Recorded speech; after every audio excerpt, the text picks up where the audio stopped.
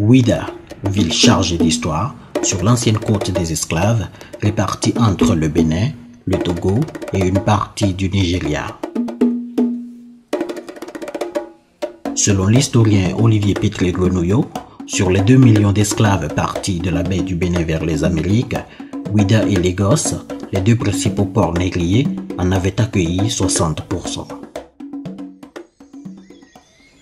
Ici, nous sommes dans la forêt sacrée de Passé, dans l'est de la ville. Selon la légende ou l'histoire, cette forêt marque l'emplacement où, au XIVe siècle, le roi Passé, fondateur de la ville, aurait miraculeusement disparu. Il se serait transformé en Iroko. Dans la tradition africaine, l'Iroko est un arbre auquel on prête des propriétés surnaturelles. Il est établi qu'il peut vivre jusqu'à 500 ans.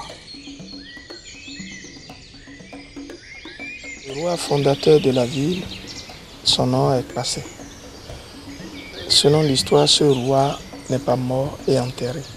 Il a disparu et il incarne cet arbre qu'on appelle l'Iroko. C'est une histoire d'incarnation et de réincarnation. Et c'est à cause de cet arbre que toute la forêt a eu son caractère sacré. Vous voyez. Donc nous sommes devant un Iroko.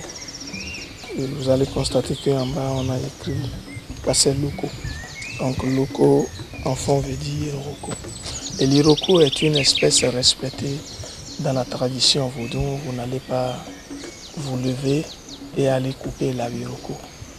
L'écrivain Jean Pliard va même l'appeler l'arbre fétiche. Ce lieu que vous voyez est un lieu simple, mais c'est un lieu vivant du culte, de vibration, d'énergie. Et c'est un lieu initiatique. Comme on le voit, la présence de cet Iroko a déterminé le caractère sacré de l'ensemble de la forêt de Passé. Vous n'allez pas couper l'arbre, parce que vous n'allez même pas venir chercher des fagots ici. Quand vous venez chercher des fagots et que vous ne trouvez plus, vous allez essayer de couper les arbres et laisser, et après vous allez venir ramasser. Donc on ne cherche pas de fagots ici. Même si vous prenez les fagots ici, vous allumez, ça ne s'allume pas à la maison. Ils ont compris qu'il fallait protéger l'environnement. Eux, ils ne protégeaient pas la forêt, mais où ils vont faire les initiations, où ils vont chercher les plantes médicinales. Comment ils seront connectés à la nature pour pouvoir avoir de pouvoir.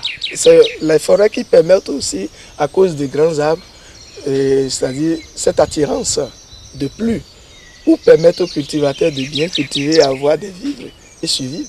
Quand on finit par dire qu'une forêt est sacrée, c'est parce que justement, elle n'est plus de l'ordre des forêts ordinaires. Et ce faisant, les populations, les communautés réservent un usage spécifique. Et les types d'usages qu'on a au niveau de ces forêts sacrées, c'est les usages d'ordre spirituel, les plantes qui sont conservées dans les forêts sacrées sont des plantes parfois thérapeutiques. Et de peur que ces plantes ne soient utilisées abusivement, on les protège au sein des forêts sacrées. De fait, des questions clés relatives à la protection de l'environnement trouvent leur réponse dans les traditions ancestrales africaines. Le gouvernement béninois a du reste pris la mesure du problème en initiant plusieurs projets d'intégration des galeries forestières dans le système des aires protégées du Bénin. Une manière de renforcer le lien sacré homme-nature pour la protection de l'environnement.